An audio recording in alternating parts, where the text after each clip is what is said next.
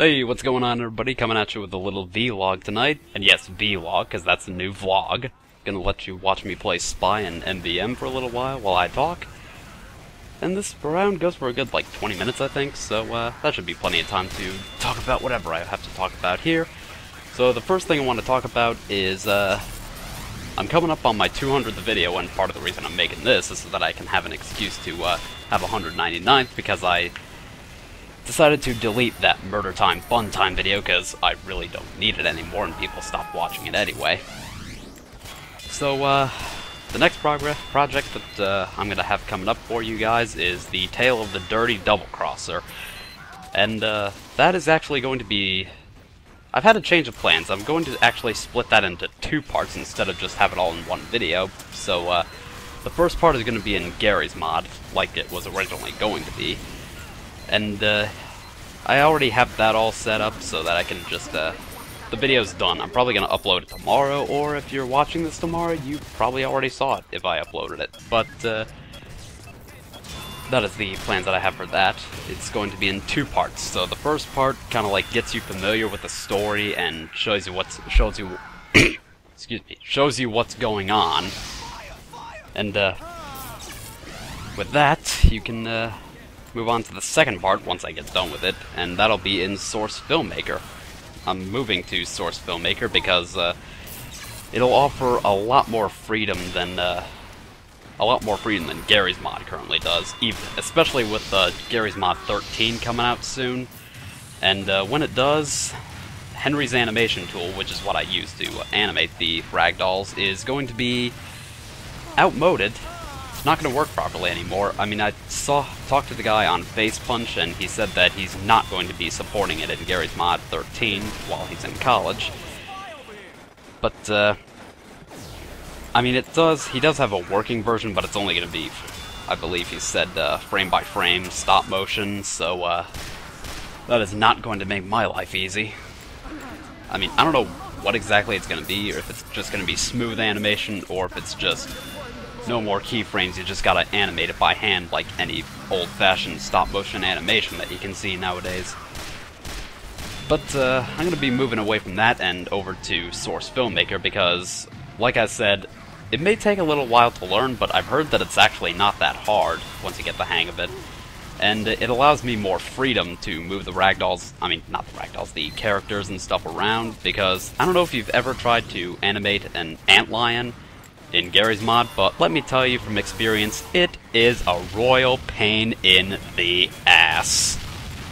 I was not looking forward to doing too much more of that. It was already a pain in the ass enough to get about 20 minutes, half an hour of trying to do one little animation that would take no more than 5 seconds, I think it was.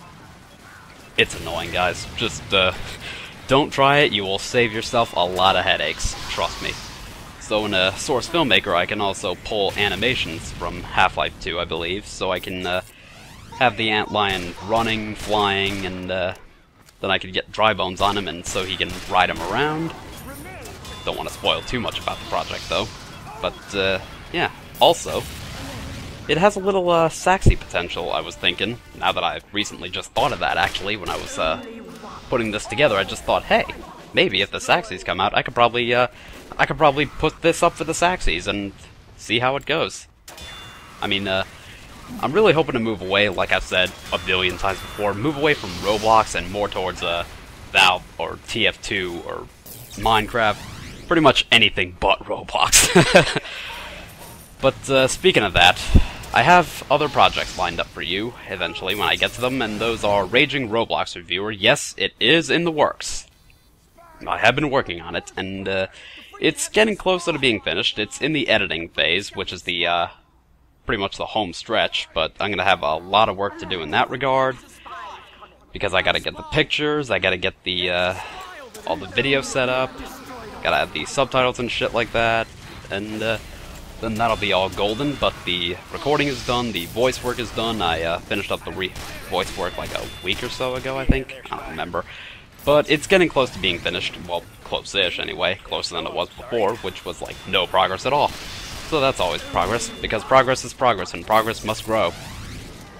And I've also got Nimrod House 2.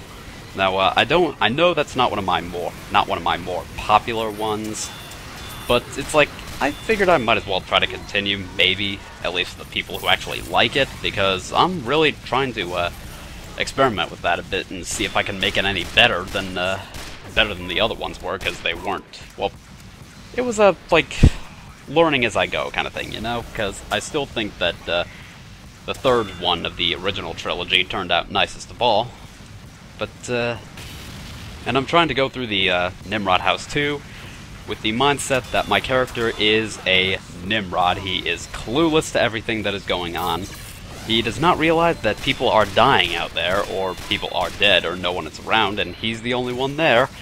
Like, one little tidbit that I'll spoil for you right now, I wake up in an abandoned hospital, and my character thinks it's just closed for the night, so, I'll have to keep going with that.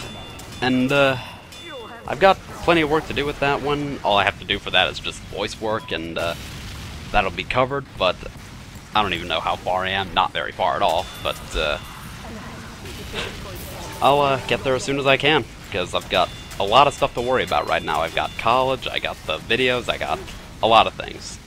And, college especially, because my current classes on Mondays and Wednesdays have me at the campus until 6 o'clock in the evening, which doesn't really give me a lot of time to myself for Mondays and Fridays, but Tuesdays and Thursdays I got some time to myself after I've had classes. Fridays I got plenty of time after my class, because I only got one in the morning, but Fridays are usually the days when I'm hanging with Rogue 37, my real-life friend. So, that leaves the weekends to be totally free, and even during the weekends, I'm probably too busy playing, like, Team Fortress 2, like Man vs. Machine, like you're seeing me doing right here. But, other projects that I got planned for you guys later on are, a couple nostalgia Let's Plays. I'm gonna go back to a couple, games that I played in the past, and, play through them again as a grown man. Well, growing, anyway, getting there.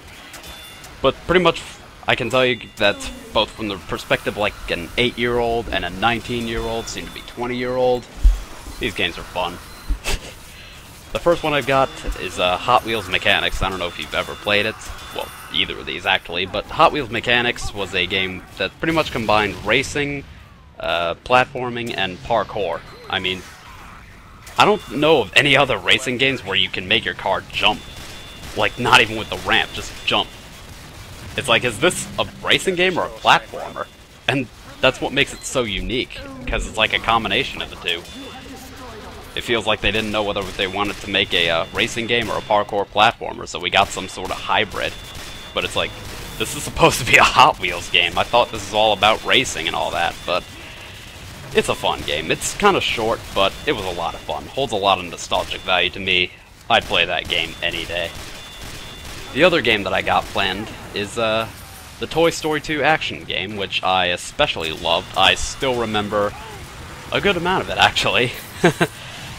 Because I remember, let's see, there was Andy's house, you have to go through Andy's neighborhood. I don't want to spoil too much for you, but all I can say is that the game was fun. It's like, and maybe these games have like kiddie-ish themes, maybe you could say, but you can't deny that these games were just fun. It's like, they were good. They really were, because Toy Story 2 has a lot of good action. It has a lot of good puzzles in it. It's got it all. It's a really good platforming game, and I'd love to play it again. So I'll have to get to that soon. That about wraps up this vlog for tonight, or vlog, whatever you want to call it. So I will get the video, the Dirty Double Crosser Part 1, up on YouTube as soon as I can. Well, at some point tomorrow anyway, but I'll get it up tomorrow. I hope you guys like it. I put a lot of time and effort into it, and I'll see you guys around.